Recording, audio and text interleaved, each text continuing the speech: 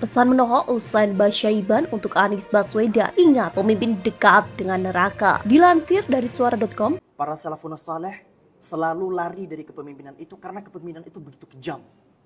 Kepemimpinan itu dekat dengan neraka. 3 orang di dalam hadis riwayat Tirmidzi yang pertama kali masuk neraka adalah pemimpin yang menyelewengkan kepemimpinannya. 2 detik Abah menyelewengkan kepemimpinan Abah. 1 detik setelah kematian Abah sampai hari kiamat nanti, Abah tidak akan pernah tenang. Assalamualaikum warahmatullahi wabarakatuh, Abah. Waalaikumsalam warahmatullahi wabarakatuh. Jadi mungkin ini konten sedikit berbeda dengan yang lain. Yang lain biasanya ajakan dan sebagainya. Tapi kali ini ada sedikit pesan yang sering kali kami sampaikan kepada teman-teman saya yang nyalak. Apa tuh? Terlepas dari apapun surveinya, Abah harus ingat sama firman Allah Subhanahu wa taala, "Tu'til mulka man tasha' wa tanzi'ul mulka mimman tasha'." Allah yang bisa mengangkat sesiapapun yang Allah inginkan, dan Allah juga bisa menurunkan sesiapapun yang Allah inginkan. Jadi apapun yang terjadi terserah Allah ujung-ujungnya.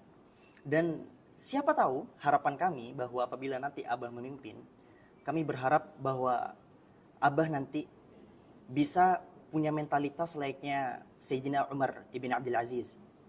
Beliau pernah berkata bahwa andai kata ada kambing yang mati sia-sia di pinggiran sungai Efrat, niscaya itu merupakan bagian dari tanggung jawabku.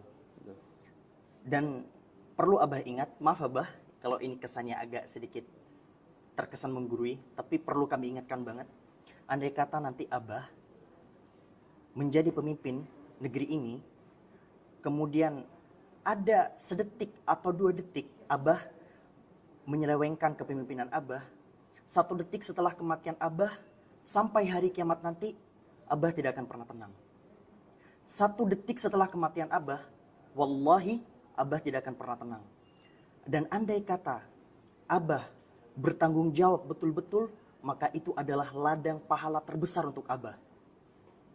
Kami berharap Abah benar-benar memegang teguh prinsip itu. Ingat bahwa pemimpin itu banyak orang-orang yang lari darinya. Para salafun saleh selalu lari dari kepemimpinan itu karena kepemimpinan itu begitu kejam. Kepemimpinan itu dekat dengan neraka. 3 orang di dalam hadis riwayat Tirmidzi yang pertama kali masuk neraka adalah pemimpin yang menyelewengkan kepemimpinannya. Maka kami berharap, Abah, kami datang dengan penuh harapan. Kami datang tanpa bayaran. Kami berharap Abah bisa memegang teguh prinsip kepemimpinan yang sebenarnya. Insya Allah. Dan perjalanan yang penuh dengan tantangan ini juga kita yakini bahwa semua rekayasa-rekayasa yang kita hadapi ini nggak akan mungkin bisa mengalahkan rekayasa Allah. Wa makaru wa makarullah. Wallahu khairul makirin. Nah, Jadi kita pegang itu sebagai bagian ikhtiar. Nantinya pada saat mengambil keputusan, kita akan selalu berada di dilema. Tidak semua keputusan sesuai dengan teori. ya. Tidak semua keputusan itu adalah sesuatu yang sesuai dengan yang seharusnya. Di dalam mengambil keputusan, karena itulah disebut kebijaksanaan. Iya. Karena harus mengambil keputusan dalam situasi-situasi yang penuh dengan dilema. Saya beri contoh. Ya. Contoh boleh ya? Boleh. Nih, misalnya ini di sini ada rumah sakit. Lalu di sini Kadam sedang berada di sini. Jalan di sini satu arah Kadam. Dari sini ke sini arahnya jalan. Kadam sedang berada di sini. Pas Kadam di sini ada kecelakaan di sini. Tabrakan keras. Korbannya jatuh. Lalu Kadam lihat kondisinya berat. Harus dibawa ke rumah sakit. Ya. Lalu ada dilema.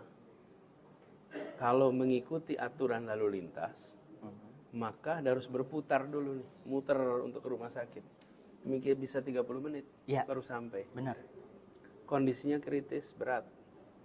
Tapi kalau dibawa langsung sih berarti harus melanggar Melawan lalu lintas. Ya. Nah, di situ namanya judgment. Ya. Nah, nanti akan ada orang yang bilang salah, nggak boleh nggak boleh melanggar Lalu lintas. Itu prinsip, nggak boleh. Tapi ada yang bilang, oh kita lebih penting menyelamatkan nyawa. Nyawa. Iya, benar. Disitulah yang saya maksud. Bahwa tidak bisa dalam kenyataannya. Nantinya kita bilang, oh harus pakai 1, 2. Di situ yang namanya kebijaksanaan. Sebagai pemimpin. Di situ ambil keputusan. Tentu dia harus mempertanggungjawabkan. Bagi yang menganggap aturan lalu lintas tidak boleh dilanggar, pemimpin telah melakukan pelanggaran besar. Karena pemimpin sudah mengkhianati aturan paling dasar, yaitu jalan satu arah. benar. Bagi yang satu bilang ini pemimpin sedang melakukan penyelamatan nyawa dalam kondisi darurat. Benar. Akan selalu muncul begitu. Benar. Jadi maksud saya, jangan pernah berharap nantinya semua hal pasti disetujui.